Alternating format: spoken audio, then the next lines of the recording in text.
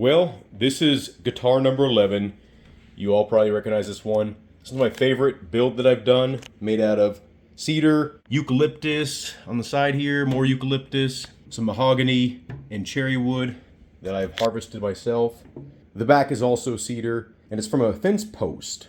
I like this guitar a lot. I did add some fret markers. See, I left the super glue on there. I just put them on there because I'm like, I play this guitar all the time. I don't really care how it looks anymore. I've been beating it up. You know, there's like, I don't know if you can see it, but there's like scratches and dents everywhere from, you know, hitting belt buckles and stuff. I got some patina here from where I rest my finger. I got a scratch right there. You know, I use it. Got some dents in the top there from when I'm slapping my guitar and doing stuff. But I love how it sounds. It's actually a 3/4 scale instrument, so it's not a full-size guitar. The fretboard is a 2-inch at the nut, and I think it's like 2.5 inch or something like that. Let's see if you can see in there. Yeah, some scallop bracing. So I'm currently tuned to drop G, and you can see that I use pretty much the biggest nylon strings that I can possibly use. A little bit thicker big boy string than most. You can see it's kind of like a double wound string. We're gonna play some new riffs that I wrote recently. I've recorded a bunch of songs with this guitar since I've built it, and actually I'll include in the links in the description some of the songs this has been featured on as the main instrument. I'm gonna track some guitar tracks here. They're not gonna be one take because they're new riffs for me, but you get to see some tracked guitars. Yeah, the guitar holds its tune great. We're using Geiger tuners, and they have this little bearing on the inside. You can't really see it. Everything's holding up really well. The guitar hasn't warped at all. The neck is still, I don't know, you can't really see it, but the neck is great. I didn't fix a lot of the fret buzz because I ended up kind of like falling in love with the charm and the character of the fret buzz. So, and it sounds kind of cool on certain aggressive songs. So I'll show you what I'm talking about later.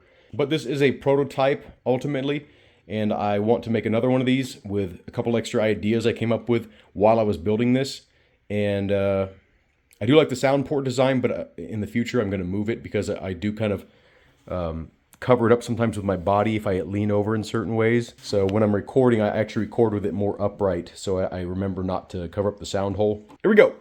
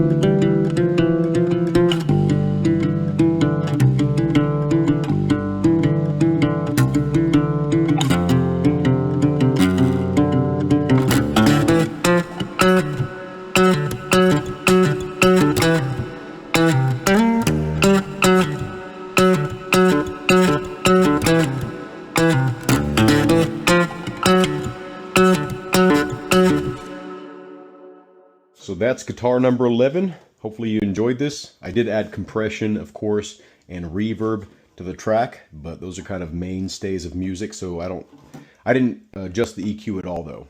Anyway, have a good day. Thank y'all for watching, and I hope to see you in a future video.